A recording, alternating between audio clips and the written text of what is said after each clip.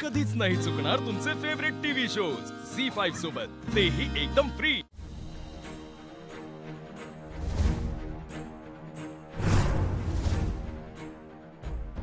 नमस्कार गुरुजी, कसे आहात तुम्ही? हा, आम्ही ठीक आहोत। कुठं आहे तुम्ही? कोल्हापुरात? नाही म्हणलं तुम्ही बिझी असाल लग्न कार्यात। कोल्हापुरातच आहे तुम्ही? काय सांगता, या की मग भेटायला, भेटल्यावर बोलू। फोटो आहेत मुलींचे या या घेऊन या फोटो, हा बोलूया बाकीचं। काय सगळं फोनवरच सांगायचं का आम्ही तुम्हाला? हा, भेटल्यावर सांगू की, सांगतो कधी यायचं ते।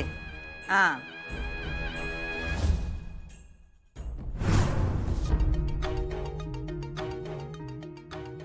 ताई आता पोरींची फोटो कशापाई बघायला लागल्या आणि गुरुजीसनी कशापाई बोलवत्या?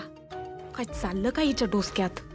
हिचं डोसकं एवढं फास्ट चालतंय का आपण विचार करीपर्यंत ही करून मोकळी बी होत्या। दुर्गे, तिचं काय चाललंय ते बघितलं पाहिजे, कारण माझ्या चंचीला या घरची राणी बनवायचं आहे मला। ते स्वप्न आहे माझं आणि ते म्या पूरक करणारच। तरीच म्हणलं अजून आई साहेबांवर कसं काय घसरलं नाही तुम्ही? त्यासनी बोलल्याशिवाय अन्न गोड लागत नसेल ना तुम्हाला? उगाच बोलत नाहीये मी अधिपती। त्या बाईनं कारस्थाने एवढी केली आहेत ना, ती विसरतो म्हटलं तरी मला विसरता येत नाहीत। पण माझ्या बाबतीत जे करायचं ते तिनं केलंच। आता अक्षराच्या मागे लागले हात धुवून। अक्षरा नकोय तिला या घरात, म्हणून तिला घराच्या बाहेर काढलं तिनं। ऐकून घ्यायला लागले म्हणून उगाच काहीतरी बोलू नका तुम्ही। किती वेळा सांगू, मास्तरीन बाईसनी आई साहेबांनी बाहेर काढलेलं नाहीये, त्या त्यांच्या मर्जीने गेल्यात, माहिती नव्हतं तुम्हाला? अधिपती, अक्षरा या घराला तुला सोडून स्वतःच्या मर्जीनं जाणार नाही हे तुला माहिती आहे। अरे त्या भुवनेश्वरीनं तुझ्या करवी तिला या घराच्या बाहेर काढले हे तुला कळत का नाहीये?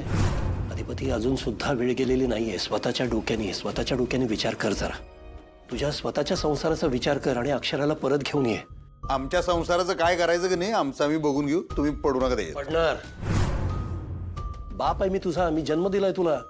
तू जर चुकीच्या मार्गाने जात असशील तर तुला थांबून जाब विचारणं हा माझा जन्मसिद्ध हक्क आहे। या घरात मला जाब विचारायचा हक्क फक्त आमच्या आई साहेबांना आहे।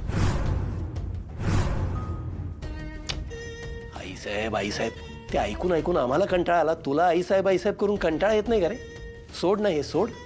अधिपती, अक्षराला गमावशील अशानं कायमचा। अरे सोन्यासारखी पोरगी येते, तिला एवढा त्रास नको देऊ। आम्ही काय त्यासनी त्रास विरास दिलेला नाही, उलट त्याच त्रास देतात आम्हाला। त्यासनी आमच्या संग बोलायचंच नाही, मग मी काय करू? कशाला मागं मागं जाऊ मी तर? अक्षराला तुझ्याशी बोलायचं नाही असं नाही होणार, एवढं गॅरंटीनं सांगतो मी तुला। उगाच तुम्ही काय कसली गॅरंटी बिरंटी देत बसू नका, जावा आराम करा। तुम्ही तुमचं बघा, आम्ही आमचं बघून घेतो। अधिपती, अजून सुद्धा वेळ आहे, काहीतरी कर। हा गुंता एवढा वाढेल ना की नंतर सुटणार नाही। गुंता आम्ही वाढवलेला नाहीच आहे, गुंता मास्तरीन बाईंनी वाढवलेला आहे। त्यासनी आम्ही जीव तोडून सांगत होतो इथं राहावा घरात आमच्या संघ, आई साहेबांसंग, पण नाही, त्यांना त्यांचं खरं करायचं होतं, गेल्या घर सोडून। आता काय मी त्यांच्या मागं मागं जात नसतो, काय तेवढंच काम नाही आहे मला। त्यांनी त्यांच्या मनाचं केलं ना, आता मला जे करायचं ते मी करतो।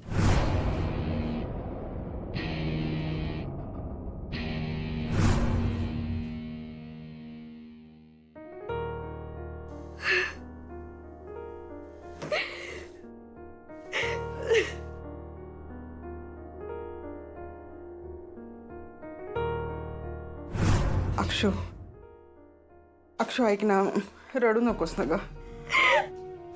अगं शांत बरं, शांत।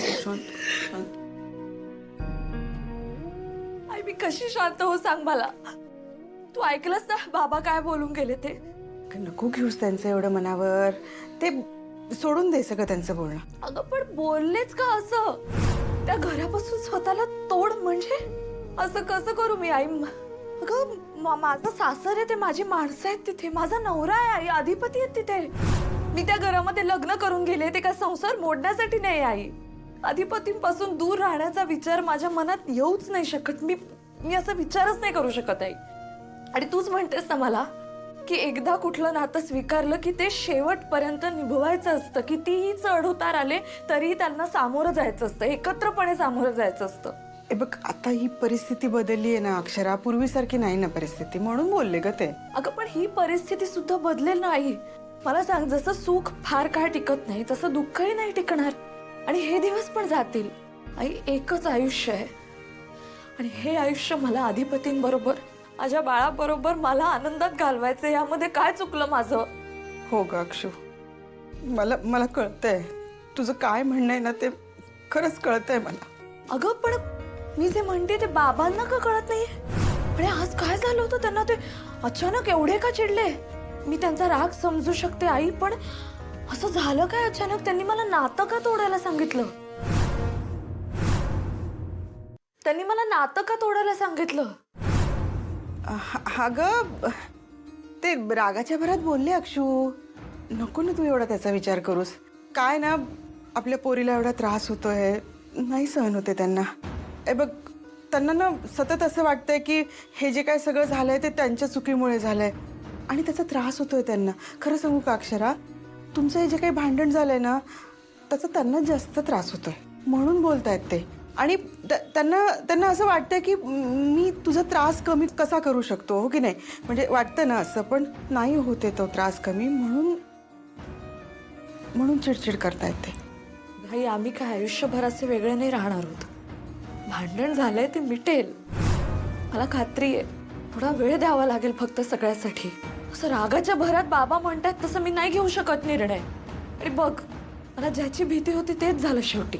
कसली भीती होती? आई, बाबांच्या मनात अधिपतींविषयी खूप राग निर्माण झालाय. ही अजिबात चांगली गोष्ट नाहीये. तू बोल ना आई बाबांशी, प्लीज प्लीज. त्यांना सांग की म्हणा अधिपतींची यामध्ये काही चूक नाहीये. भुवनेश्वरी मॅडम कारणीभूत आहेत सगळ्याला. अक्षू, हे बघ, मी समजून सांगते बाबांना. तू टेन्शन नको घेऊस फक्त. किती नाही म्हटलं तरी मला टेन्शन येतं ग, भीती वाटते मला. मी जितकं सोडवायचा प्रयत्न करते तितका हा गुंता वाढत का चाललाय?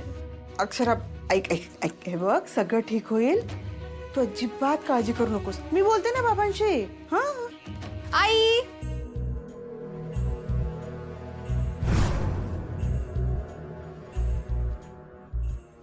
काय झालं? ताई रडते काय? अगं, काही नाही झालेलं इरा. काही नाही का? मला सांगायचं नाहीये. इरा, नको ना वाद वाढूस प्लीज. हा आई, अगं मी काय वेडी आहे का भांडायला? मला ताईची काळजी वाटली म्हणून विचारलं. ताई, काय झालंय? का रडतेस तू? इरा, काहीही नाही झालेलं. बाबा आणि अक्षरा दोघं वाद झाले दोघांमध्ये, ते जिजूंवरून, बरोबर ना?